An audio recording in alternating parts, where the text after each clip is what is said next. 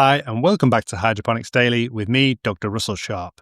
We talked in a previous episode about air movement, and today we're going to be talking about a specific form of air movement, and that is talking to your plants and playing music to your plants. Is it nonsense, or is there some rationale, some science behind the idea? So, if you're British and you're older than, say, 36, then talking to your plants is probably most associated with King Charles, or Prince Charles as he was back then. And that was from a media interview back in 1986, where he said that he talked to his plants and he was confident that it made them grow better. And most scientists have regarded this as hippie nonsense for many years. The idea of talking to your plants goes back to 1848, when Dr. Gustav Theodor Fechner claimed in his book Nana, that plants were capable of feeling emotion. However, just because you believe something is happening doesn't mean that is actually happening, and there could be other reasons for that, such as the extra CO2 in the air that you breathe out, the extra moisture, and of course, just simply the air movement that is created by talking to the plants, being around your plants.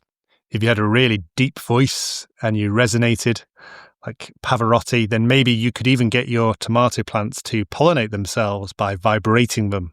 And I don't know what frequency you would need to sing to get a tomato plant to vibrate, but the concept is the same there. Not sure if Dr. Gustav Fechner thought that being happy or sad or angry to your plants was better. I would have thought angry would have been better for them because you're moving the plant or you're moving more hot air. Whereas happy, more chilled out, you're probably not doing that. You're more relaxed and things like that. But it certainly helps your emotions being around your plants. It's favourite part of my day is going into my greenhouse and watering and checking my plants for pest and disease and pollinating my tomatoes, things like that. So yeah, certainly emotions are involved.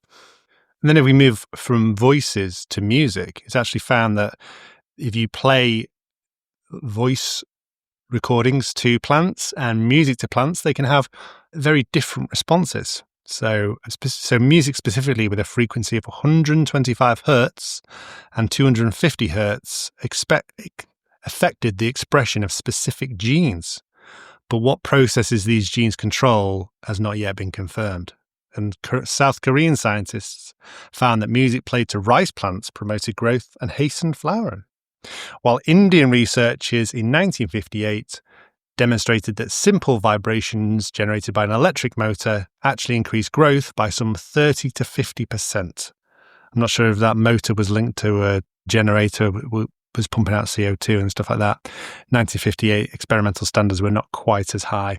In the 1970s, in the good old US of A, they found that harsh noises promoted growth of plants, while the germination of seeds was promoted by very loud sounds. So I think they're probably the same thing, aren't they? Harsh noises and very loud sounds.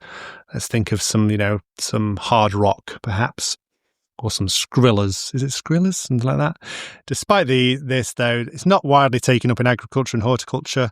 In the last 60 years, you don't go around commercial greenhouses and have a specific heavy metal playing out to the music. You might have a radio playing, and especially in labour-intensive areas like pack houses and where they're propagating cuttings and things like that, you might have cuttings, you might have a radio going.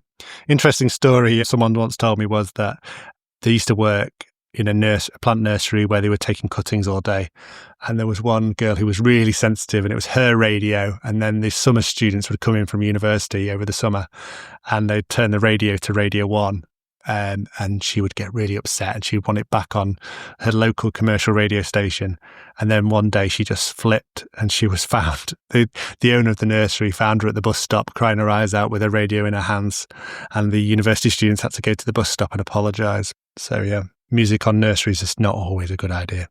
The Royal Horticultural Society, which is the main gardening society here in the UK, they did some research where they tried to negate the effects of the air breathed out and the CO2 breathed out and just look at the wavelengths.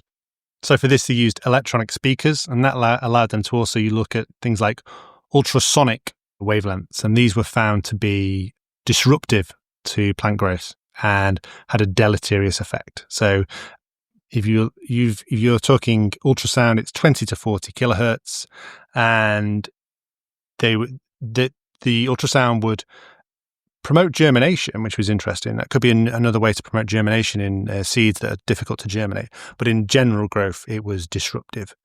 And so it disrupts cell function. Chromosome damage can even be occurring. So could be a way to mutate plants is to give them a bit of a ultrasonic treatment when they're very, very young.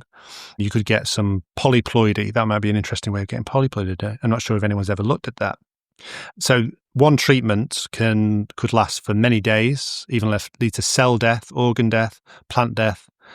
So even at very low energy levels, ultrasonic treatments could potentially induce sort of effects on the plants. So if you could lower it down to the point where it was not killing it off, you might be able to slow growth, and it could be an alternative to growth regulators, these synthetic growth regulators that cause massive problems. Instead of putting a toxic chemical on your plant, you could just give them a bit of a zzz with some ultrasonic treatment.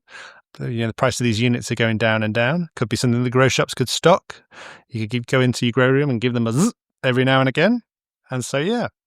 And then there was a report from Bulgaria in the early 1990s that recorded increased yields in tomato plants given ultrasonic treatments, but that was not progressed, probably because of the difficulties in controlling the energy input of the ultrasonic treatments to the whole plant. So certainly something, I'd be interested in looking at. Could we use ultrasound as a alternative to synthetic growth regulators? Growth shops will love it because there's another bit of kit they can sell. And, so yeah, get in contact if you want to do an experiment on that. So that's been talking to your plants, playing music to your plants. I'll just give you an update on some of the experiments I've talked about previously. I've talked about spring onion trials. They are not progressing as well as I hoped. We've been growing them in cocoa in these sort of trays designed for tree seedlings. So they've got very, very, very long grow media holes, not wide. And I've been trialing a multitude of different depths in the cocoa, seeing what's the best depth for the spring onions, because I wanted a nice long spring onion. And very disappointed with the germination rate on about 10 different varieties. So I think cocoa is probably not the growing media. I can't imagine that all 10 varieties are terrible. So I'm going to switch that out. I'm probably going to go for something highly sand-based. Maybe perlite. I know I've talked bad about perlite in the past, but maybe I'll go for perlite next and see if that can help improve the germination and the establishment. I think they're just struggling to get through the cocoa at the moment. So yeah, the two that have been the most vigorous in growth have been Lisbon whites, which if you know anything about spring onions, that's the main one that everyone grows. And then Matrix. Matrix seems to be a good one as well. And then we've done about three experiments so far, and those two have always been the best germinating. So might do one sand-based and one perlite next to see which one's the best grow media. That's what you do as a scientist. You just mess around. Make sure you always write them down. Who's the famous American scientist? Was it the guy on the telly with the bow tie? He always says the difference between messing around and science is that in science you always write down your findings. And that's what we're going to do with our spring onion trials. And the hope is that come January, February, we've got something we can take to the spring onion growers at their big annual trade show and say, this is what we've been doing. This is how you can improve your spring onion growth hydroponically. So that's been Hydroponics Daily for today. I hope you've enjoyed it, and I'll see you again tomorrow. Remember always to click that follow button if this is your first time that you are listening to Hydroponics Daily, and you'll then make sure that this Hydroponics Daily appears in your podcast provider of choice every time you log in. Thank you very much for listening. Until tomorrow, goodbye.